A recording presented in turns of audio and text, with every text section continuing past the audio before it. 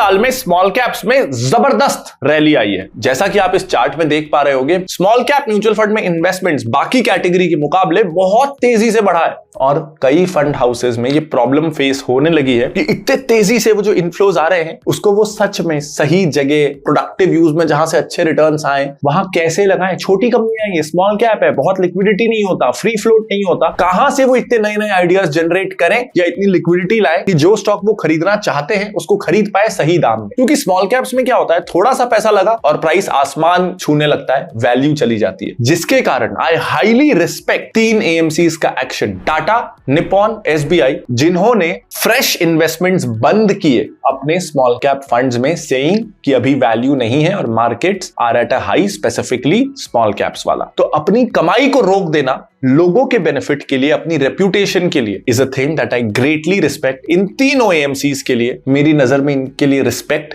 काफी बढ़ गई। Nippon, SBI, Tata, hats off, good job. बहुत अच्छे रिटर्न्स इस कैटेगरी ने दिए हैं। हमने जो पिछले 2 सालों से फंड बताया है उसने भी बहुत अच्छे रिटर्न्स दिए हैं। लेकिन अगर आज आप फ्रेश इन्वेस्टमेंट शुरू करना चाहते हो स्मॉल कैप्स में, तो we are of the opinion, अब ये कोई प्रिडिक्शन नहीं है या मैं कोई ज्योतिष बनने की कोशिश नहीं कर रहा हूं, लेकिन मैं ये कह रहा हूं कि valuation is at a premium. तो जब चीज कोई महंगी होती है तो उसके गिरने के चांसेस ज्यादा हो जाते हैं। अब इसका मतलब ये नहीं कि वो इस साल गिर ही जाएगा या मैंने बोला है तो हो ही जाएगा, मैं पहले भी बहुत बार गलत रहा हूं, लेकिन अभी मुझे रिस्क रिवॉर्ड रेशियो फेवरेबल नहीं लगता है स्मॉल कैप्स में फ्रेश इन्वेस्टमेंट के लिए। अगर आप SIP कर रहे हो, पिछले 1-2 सालों से कर रहे हो, continue with your SIP in the fund that we recommended last year. अगर आप उसमें कर रहे हो तो कोई प्रॉब्लम नहीं है, रोकने की जरूरत नहीं है। बड़ा फ्रेश लमसम इन्वेस्टमेंट या न्यू SIPs शुरू ना हो, इसलिए इस साल we are not recommending a new small cap fund. इस लेवल्स पे आई एम नॉट कंफर्टेबल कि लोग स्मॉल कैप्स में पैसा लगाना शुरू करें। जो पहले से लोग लगाते आ रहे हैं उन्होंने काफी पैसा कमाया भी है, तो थोड़ा अगर करेक्शन आता भी है, मार्केट गिरता भी है, तो उनकी होल्डिंग्स एवरेज हो जाएंगी, वो स्टिल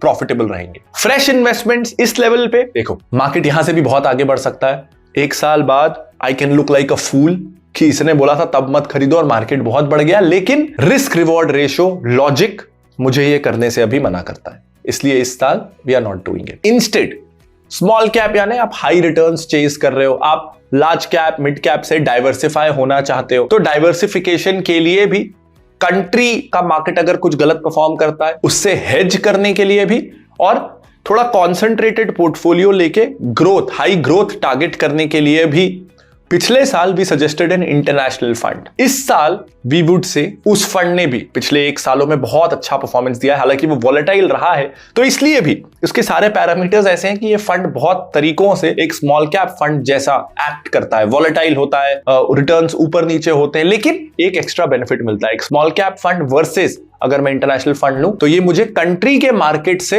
हेज करता है और डिफरेंट मार्केट में एक्सपोजर देता है, डिफरेंट तरह की कंपनियों में एक्सपोजर देता है। तो डाइवर्सिफिकेशन का बेनिफिट बढ़ता है और हेजिंग बढ़ती है, इसलिए इस साल international fund remains a better choice and इसमें भी we are sticking with our last year's choice। अब ये रिस्की है, तो ध्यान रखना, ऐसा नहीं है कि if you are 50 year old 60 year old आपको 2 साल में पैसा चाहिए तो क्योंकि रिकमेंड हुआ है तो डाल दिया जाए। ये स्मॉल कैप या उससे भी ज्यादा रिस्की है, तो इट्स रिस्की। प्राइसेस भी पिछले साल जितने अच्छे नहीं है, ये फंड भी काफी बढ़ गया है तो इसके अंडरलाइंग स्टॉक्स भी काफी बढ़ गए। हाँ, बहुत बबल आ गया या एक्सट्रीमली हाई वैल्यूएशन है, ऐसा नहीं है। इसलिए इस साल भी we are comfortable recommending this fund. ये फंड 2 वैरायटीज में आता है, ETF में भी आता है और फंड ऑफ फंड में भी आता है। अगर already you have a demat account तो आप ETF वेरिएंट चाहें तो ले सकते हैं या फंड ऑफ फंड भी ले सकते हैं, फिर तो ओपन है आपके लिए। और अगर किसी का डीमैट अकाउंट नहीं है, वो सिर्फ म्यूचुअल फंड में इन्वेस्ट करता है, तो उनके लिए फंड ऑफ फंड भी है। चार्जेस हम ऐसे नेकेड आई से आप देखोगे तो लगेगा ETF काफी सस्ता है। सारे चार्जेस जोड़ के अगर मैं दोनों का total expense ratio जोड़ूं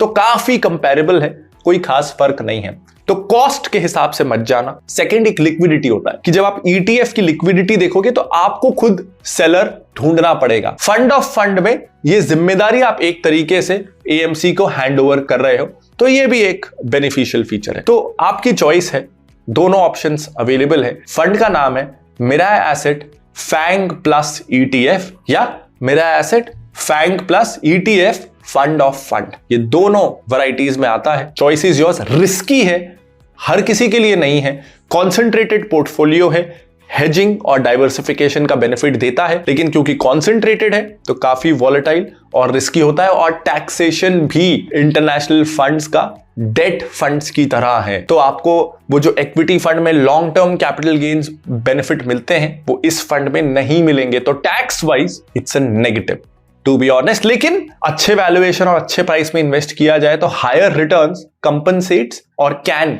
compensate I should say for higher taxes. अब